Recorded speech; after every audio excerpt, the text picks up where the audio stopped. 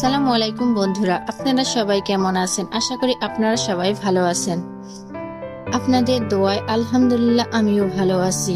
Blog 2 তে নতুন video, নতুন কিছু কথা নিয়ে আপনাদের সামনে আমি শারমিন হাজির হলাম। যেহেতু আমার মেয়ের বয়স 6 মাস চলতেছে, 6 মাস বয়সী শিশুর বিকাশ ও যত্ন সম্পর্কে কিছু গুরুত্বপূর্ণ তথ্য আপনাদের সামনে তুলে ধরব। প্রথমে আসি শারীরিক বিকাশ। ওজন ও উচ্চতা। 6 মাস বয়সে শিশুর জন্মের সময়ে দ্বিগুণ হতে পারে। উচ্চতা প্রায় 6 থেকে 8 ইঞ্চি হতে পারে। চলাফেরা।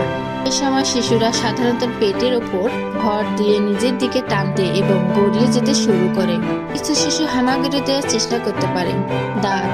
এই সময় কিছু শিশুর প্রথম দাঁত গজানো শুরু করে, কারো কারো আবার আগেই হয়ে যায়। 6 মাস থেকে সব শিশু শুরু হয়।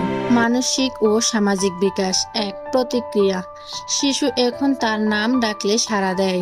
সাধারণত পরিচিত মুখ ও অচেনা মুখের পার্থক্য বুঝতে পারে। খেলনা বা অন্য বস্তুর দিকে হাত বাড়ানোর চেষ্টা করতে পারে।